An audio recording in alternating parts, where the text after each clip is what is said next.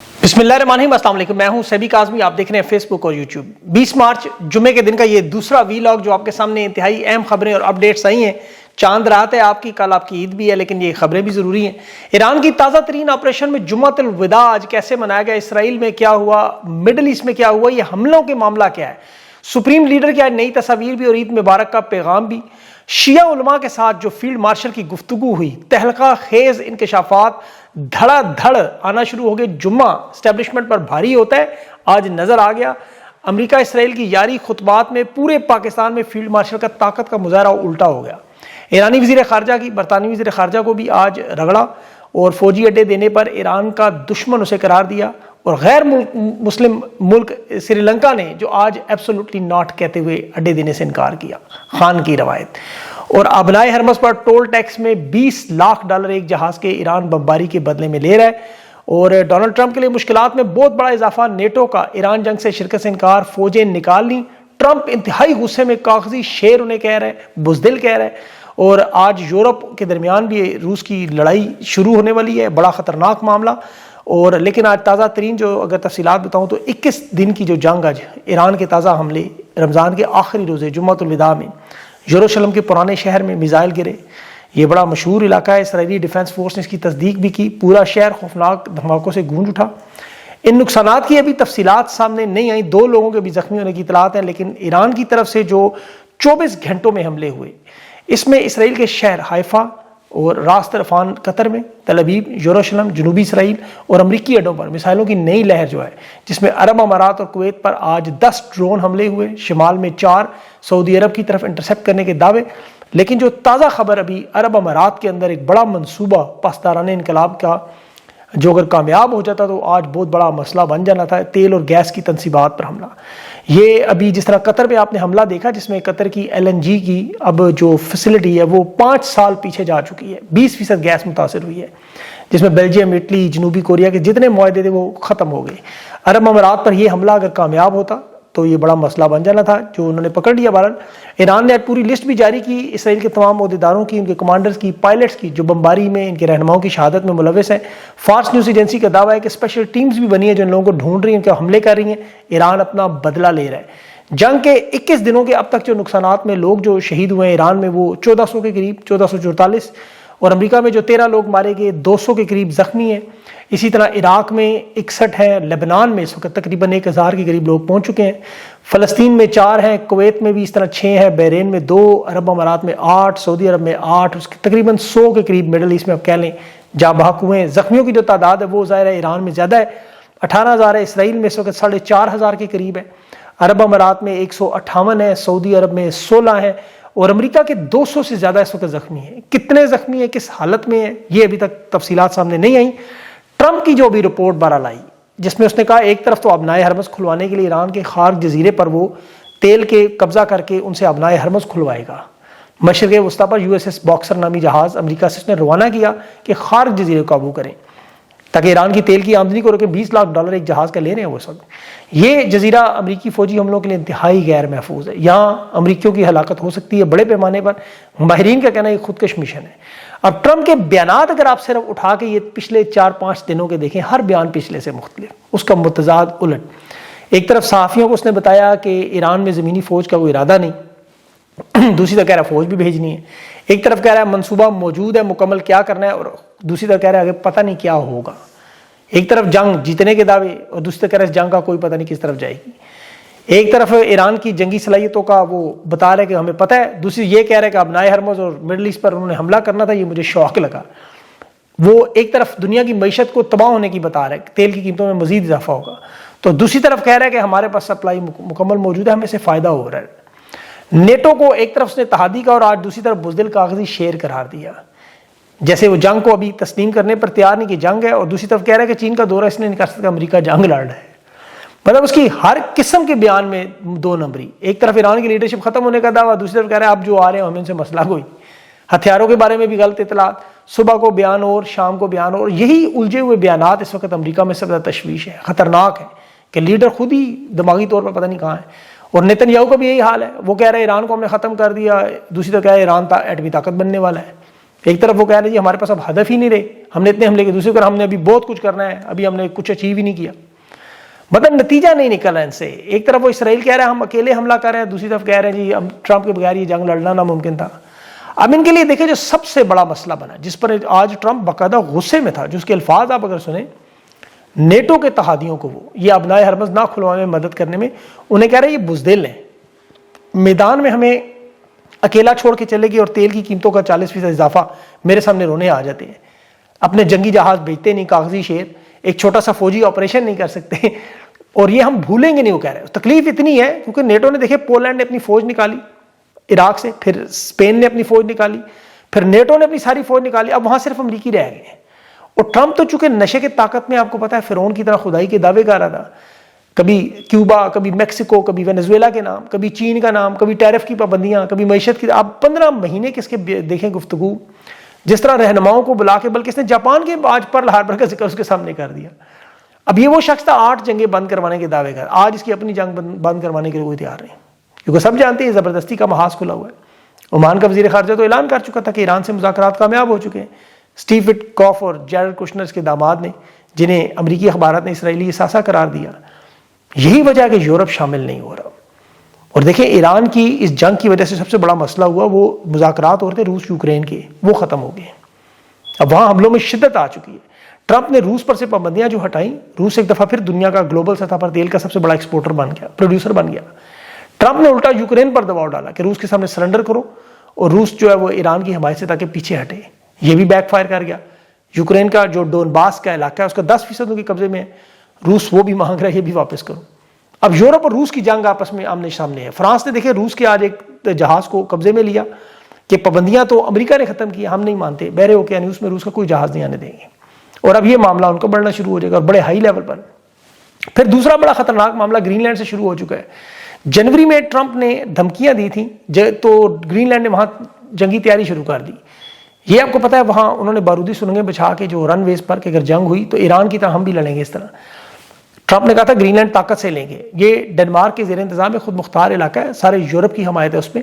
France, Germany, Norway, Sweden کی مشترکہ force وہاں موجود ہے. فرانس کے جنگی طیارے ہیں, بحری جہاز ہیں, اور ایٹمی ہتھیاروں کی بھی فرانس نے ابھی نمائش اسی لیے کی. تو یورپ کا کہنا ہے کہ 1940 کے بعد پہلی دفعہ ہم امریکہ کے آمنے سامنے آ رہے ہیں. یہ بہت بڑا اور خطرناک معاملہ اس نے ٹرمپ نے اپنے لیے کر لیا. اب یہ کس طرف جائے گا یہ ابھی تک کسی کو نہیں پتا. ایسی صورتحال میں ایک سوال بہت زیادہ تواتر سے پوچھا جا رہا ہے کہ جی ایران عرب ممالک پر ملٹری بیسز ہیں, ان کے علاوہ کیوں حملے کر رہا ہے. یمن کے حوثیوں نے جو ابھی پیغام دیا کہ ہمیں باب المندب پر بند کرنا پڑے گا, سعودیہ پر بھی حملے کرنے پڑیں گے اگر وہ تیل کی تنصیبات پر ضرورت پڑی. اب اس کی وجہ کیا ہے دیکھیں, میں آپ کو تھوڑا سمجھانے کی کوشش کروں. یہ جو ایران اسرائیل پر اگر صرف حملے کرے, عرب ممالک پر نہ کرے, کیونکہ لوگ تقسیم ہے اس لیے یہ سمجھانا بڑا ضروری ہے. ایران اسرائیل کا جو فاصلہ ہے وہ 2400 کلومیٹر کا ہے. اسرائیل کو بمباری کرنے کے لیے یا امریکہ کو بمباری ایران پر کرنے کے لیے راستے میں کوئی رکاوٹ نہیں ہے. ان کے میزائل, ان کے ڈرون, ان کے F-35, ان کے اسٹیلتھ, ان کے B-52 اویکس, یہ سارے جہاز اپنی مرضی سے جس مرضی بیس سے انہیں ایران پر بمباری کر کے نکل جائے. اب ایران نے جواب دینا ہے. وہ کہاں جواب دیں؟ پہلا راستہ جو ایران کا ہے وہ شمال میں عراق کے بعد شام اور اس کے بعد اسرائیل ہے. عراق اور شام کے اوپر سے اسرائیل کے میزائل گزر گئے ایران کے. اب عراق کے جو بیسز ہیں وہ ان میزائلوں کو روک لیتے ہیں, گرا دیتے ہیں. دوسرے نمبر پر جو راستہ بنتا ہے وہ ایران سے عراق اور پھر وہاں سے اردن اور پھر اسرائیل. یہاں اردن کی فضائی حدود سے وہ انٹرسیپٹ کر لیا جاتا ہے, یہ اسرائیل نہیں پہنچ سکتے.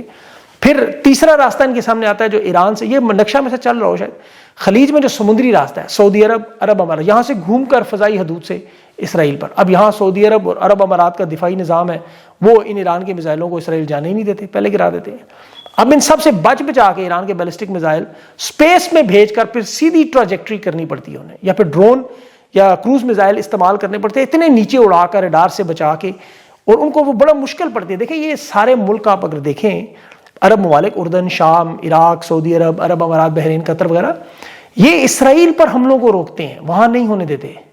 اب آپ خود سوچیں ایران کے پاس پھر کیا حل بچتا ہے. وہ اپنے ملک میں اپنے اوپر ہوئی بمباری کا بدلہ کس سے لیں؟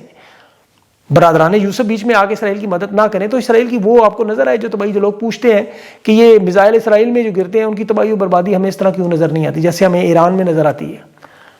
اب ایک تو دیکھیں اس میں اسرائیل کا بھی اپنا ڈیفینس جو ہے, ڈیوڈ سلنگ, ایرو 1, 2, یہ 5 طرح کا نظام ہے.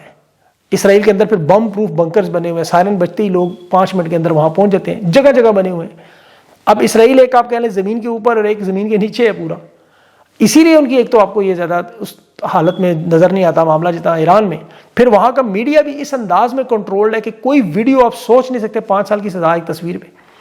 تو اس لیے پھر بھی تفصیلات بڑی مشکل سے نکل جاتی ہیں. یہ جنگ میں اب چونکہ بیانیہ بھی چاہیے ہوتا ہے. اب پاکستان کے معاملے میں آپ دیکھیں جو ابھی سوشل میڈیا پر تمام اہل تشیع علماء کی دھڑا دھڑ ویڈیوز آ رہی ہیں فیلڈ مارشل کے بارے میں، اور وہ جو کہا تھا جمعے کے 2 خطبے اگر ہوں تو حکومت میں بھاری ہوتے، آج یہ ثابت ہو گیا 1 خطبہ ہی بھاری ہو گیا اور یہ بڑے رگڑے گئے ہیں. دیکھیں ایران کی جنگ میں شمولیت کا حکم آ چکا ہے، کردار کیا ہوگا، کتنا کام کرنا ہے، اب یہ صرف دیکھنا ہے. فیلڈ مارشل کی جو اہل تشیع ملاقات تھی یہ دباؤ کی کہانی تھی، لیکن یہ جمعے کے خطبے میں اب علامہ وہ سید حسنین عباس گردیزی ہیں، شاہ نجفی ہیں، انہوں نے آج جیسا جابر سلطان کے سامنے کلمہ حق کہنا مشکل ہے، آج انہوں نے پبلک میں سب کچھ کھول کے رکھ دیا اور بہت سارے علماء کی پھر دھڑا دھڑ ویڈیوز آئیں. پھر علامہ راجہ ناصر باز کا بیان آیا، شہنشاہ نقوی صاحب کا بیان آیا، باقی ان کے جو علماء ہیں ان سب کے فیلڈ مارشل کو انہوں نے بالکل ٹھیک ٹھاک دھو دیا.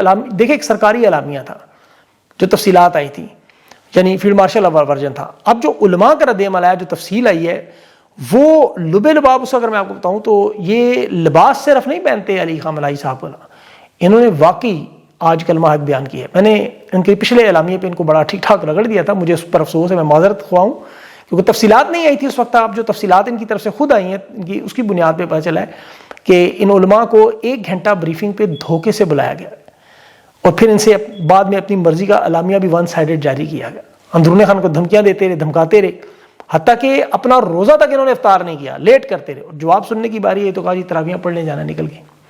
یہ جو علماء نے اب بتایا اس کی وجہ کیوں انہوں نے بتایا کہ ان سے پاکستان سے وفاداری کو چیلنج کیا گیا، انہیں پاکستان سے غدار بنانے کی کوشش کی. یہ ایرانی غدار ہیں سارے، پتہ نہیں وہ مجبور ہو کے تفصیلات بتانے کہ یہ سارا جھوٹ بولا جا رہا ہے. ایران کی حمایت کا مطلب اگر غداری ہے تو پھر امریکہ کے نیچے لڑنے والوں کے یا عرب حکمرانوں کے تلوے چاٹنے والوں کو یا غزہ کے قاتلوں کے ساتھ دوستی کرنے والے یا فرعون اول ٹرمپ کے نوبل انعام دینے والے کو پھر ملک چھوڑ کے اسرائیل اور امریکہ جانا چاہیے.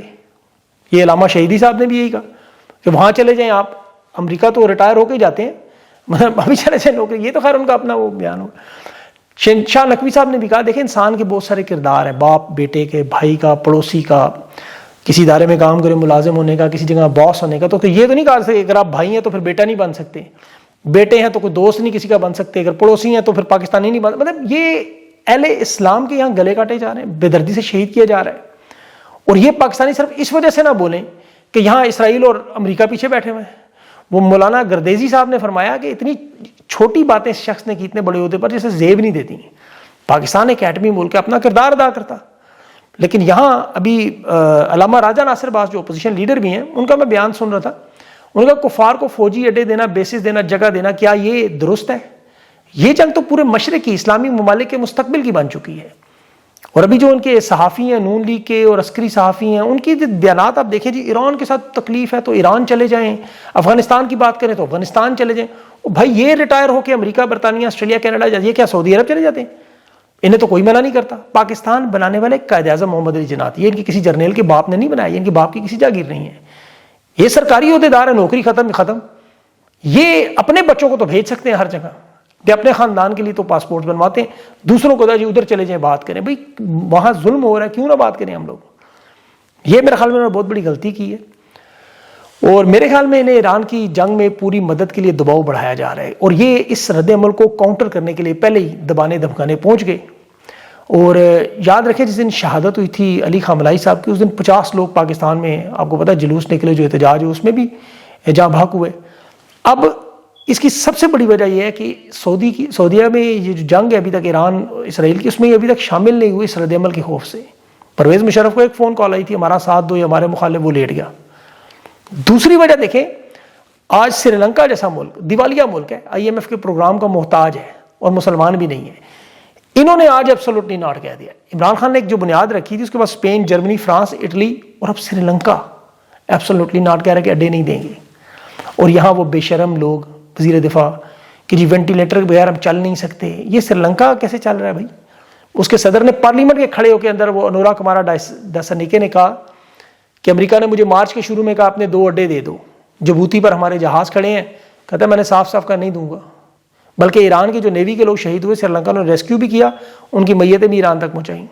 اور یہ مسلمان نہیں ہے، یاد رکھیں. اور یہاں مسلمان ممالک نے اڈے دیے ان کو اپنے.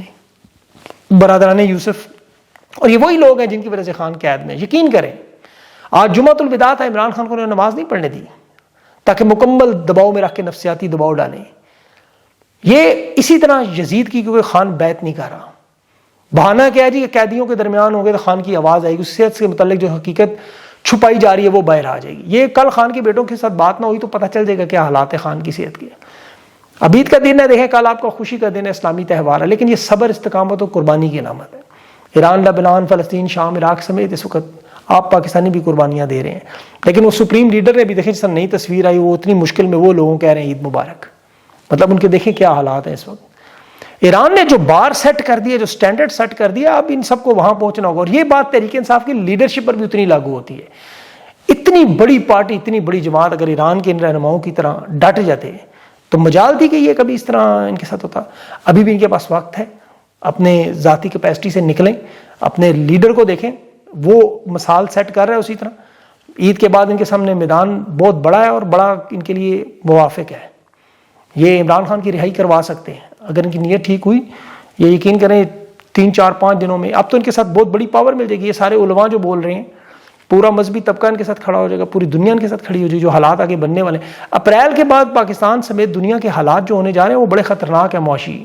جس دن ریسیشن ڈکلیئر ہوگی اس دن آپ اکانومی کے حالات دیکھیں گے کہ کس طرح فوڈ شارٹیج سب سے بڑی، کیونکہ یاد رکھیں کہ پاکستان میں فوڈ شارٹیج کا سب سے بڑا مسئلہ پہلے ہی یہ بتا چکے ہیں، اور سب سے بڑا خطرہ پاکستان میں کیا ہے؟ قحط کا، خدا نخواستہ. تو اس لیے لوگوں کو اگر اپنے آپ کو بچانا ہے تو اس کا طریقہ کار یہی ہوگا. اور اس میں جب تک عوامی حکومت نہیں آئے گی اس وقت تک یہ مسائل حل نہیں ہوں گے. یہ فارم 47 والے کچھ بھی نہیں کر پائیں گے. تو اللہ تعالیٰ پاکستان پہ اور سب پہ رحم و کرم کرے. اپنا خیال رکھیں. آپ لوگوں کو کل کی جو عید ہوگی پاکستان میں اس کی پہلے سے ایڈوانس عید مبارک. مجھے اجازت دیں. اللہ حافظ.